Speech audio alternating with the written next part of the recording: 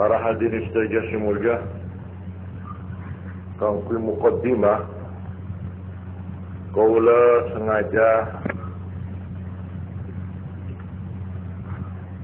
muntuta nukillah pembukaan atau pendahuluan dari setong kitab senyamana al-hayatur ruhiyah fil Islam. Seepa keluar ekarang tineng Dr. Muhammad Mustafa Hilmi. Doktor Muhammad Mustafa Hilmi, mereka dosen falsafat Islam pada Fakultas Adab pada perguruan tinggi Fuad Al-Awal Mesir. Mereka buku kitab keluar Kairo tanggal 19 Jumadil Ula tahun 1374 atau awal Mei tahun 1945.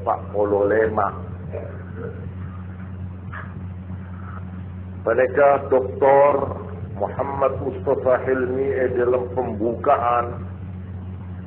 pembukaan kitab mereka.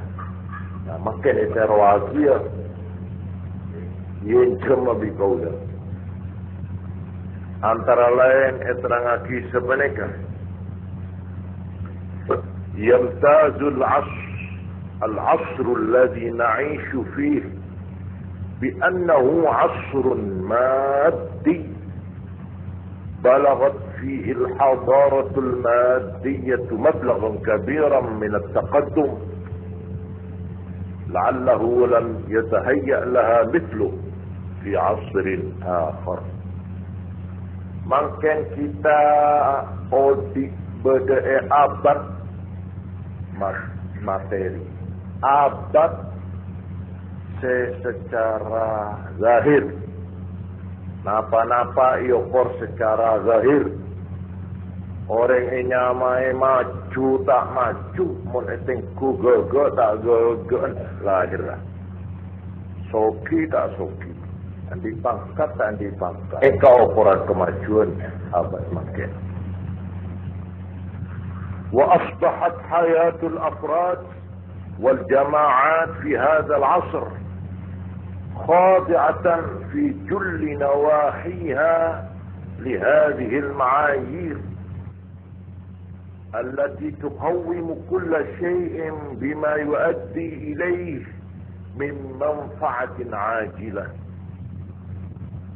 Karena saja pengaruh dari abad zaman makin mereka serba materialistis, serba zahiristis, secara zahir. Melana tak mengak menabi odikan orang-orang makin bermasyarakat bangsa negara dalam abad makin. Mereka keneng kocak dalam na gerak-gerikan cita-cita na kata ngaterok na. Mereka saja iokor menurut ukuran secara zahir. Engki mereka cita-cita napa ngatero oleh manfaat, oleh keuntungan, oleh kemajuan ajilah. Memang ini dunia ini. Terus punya kedudukan apa sekarang? Lah besok kalau di akhirat gampang gitu. Kalau di akhirat dia tahu dah pergi. Pokok itu nyangkok lebakan. Pokok itu nyangkok senang. Pokok itu nyangkok gagah. Mereka cita-cita yang sekarang sudah menguasai keinginan dari manusia abad atom. Bahagia tidak bahagia rumah tangga diukur menurut zahirnya. Maju tak maju na orang etengku ke mazahir lah. neka ukuran mati. Di samping itu, neka guna neka Dr. Muhammad Mustafa Hilmi, وقد صحب هذا التقدم المادي تقدم آخر في الحياة الفكرية التي تشعبت نواحيها إلى آخره. Di samping kemajuan secara teknologi, secara material, secara kebendaan, makin juga pada kemajuan abad makin kemajuan dalam kehidupan alam pikiran. Pikiran orang makin udi maju beracak-rancak. Dalam kemajuan pikiran makin kami manahij wa nazariyat ilmiah ila mazahib wa anzar falsafiyah. Makin terdapat iman macam-macam teori, macam-macam metode, macam-macam sistem ilmiah bersifat ilmu, sampai juga kemajuan makin mereka mengenai aliran-aliran dan pandangan-pandangan secara filosofis, secara falsafat. Ilmu falsafat, ilmu pikiran, ilmu akal makin mereka ampun tepat maju-majulah. Wa min dirasat wa buhuth ijtimaiyah, juga mengenai studi-studi, mengenai pembahasan ijtimaiyah, mengenai soal sosiologis kemasyarakatan, ila asar wa rawa'i adabiyah, sampai mengenai soal penata kemajuan secara peradaban. Mereka ciri atau petanda kemajuan abad makin. Seampuna nerangaki kemajuan gelap secara zahir, secara materialistis, secara ilmiah, secara falsafat, secara pikiran gelap, juga itu diminta perhatian seorang Dr. Muhammad Mustafa Hilmi, dosen mereka. فإن هناك ناحية ليست أقل من هذا كله نفعا ولا أدنى روعة لم يعنى بها الباحثون العناية التي تستحقها ولم يحاولوا في درسها المحاولة العلمية التي تعين على كشف حقائقها ودقائقها والإبانة عما تنطوي عليه من معاني الحق والخير والجمال، وكلها مثل عليا لا بد منها للإنسان الراقي الذي يريد أن يحيا حياة سعيدة.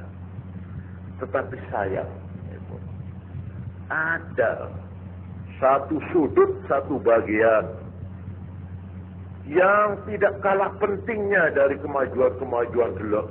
Saya sebut di atas, kemajuan secara teknologi, kemajuan secara materialistis, kemajuan secara ilmiah, secara rasional, secara pikiran, boleh dia. Cuma sayang tak mendapat perhatian secara semestinya. Dan orang-orang sepinter-pinter orang masyarakat ni kan tak berusaha untuk mempelajari segi yang satu ini secara ilmiah, untuk mencoba menyingkap, membongkar, menggali bagaimana hakikat isinya yang bagus-bagus. Saya berarti yang berisi ajaran-ajaran bernilai-nilai kebenaran, keindahan dan kebaikan dan kemurnian.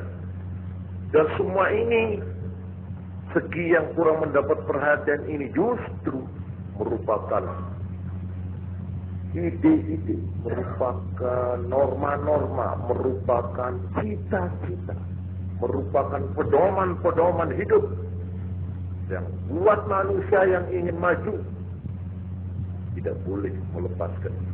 Kalau orang ingin hidup bahagia di sini,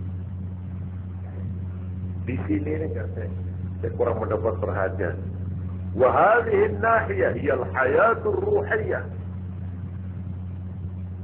Saya kurang mendapat perhatian abad makin peneka mengenai riset, mengenai pelajaran, mengenai mempola animo, perhatian pemuda, perhatian intelektual, ahli sarjana-sarjana orang kita. Engki peneka kehidupan secara spiritualis, kehidupan rohani, hidup secara rohaniyah allati sawwaratha wa da'at ilaiha al-adyan, yang digambarkan, yang diundangkan, yang dianjurkan oleh semua agama. Dan ini kehidupan secara rohani yang bahagia. Kana yahyaha as-salafus salih min al-anbiya wal-zuhad wal-ubbad wal-sufiyah alladhina zaharu fi mukhtalafil usur.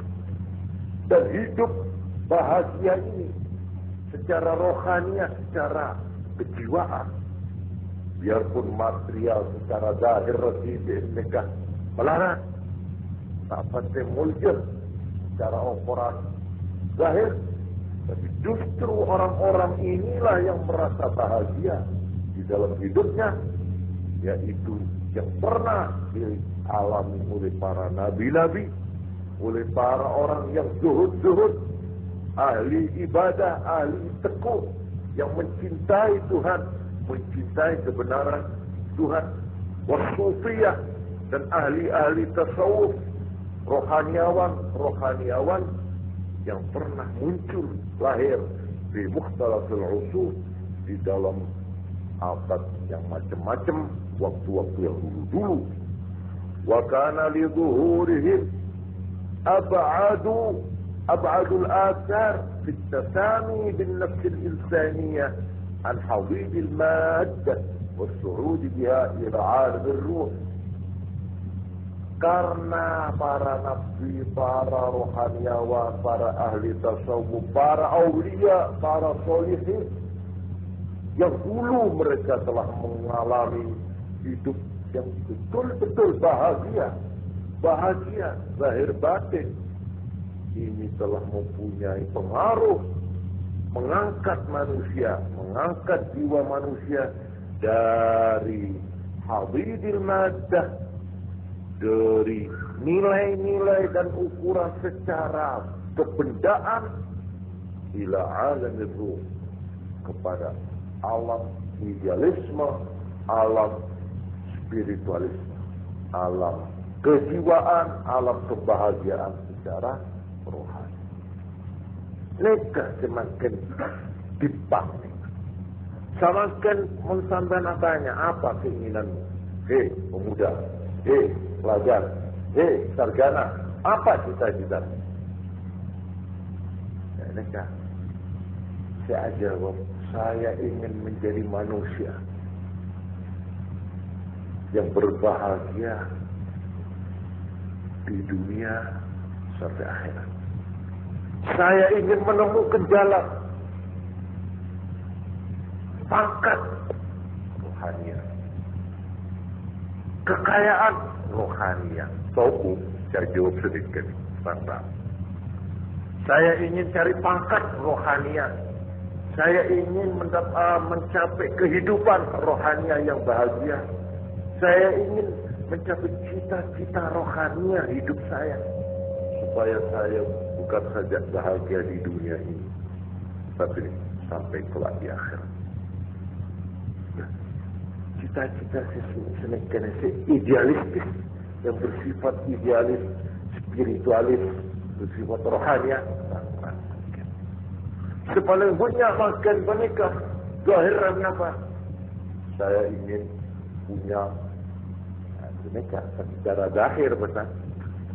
Kekayaan material. Saya ingin punya pangkat secara dunia. Saya ingin punya kedudukan secara dunia. Rang-rang Pak Bodoh saja inna akramakum innallahi atqakum. Ya rang-rang pun jadi terus nyari ya inna akramakum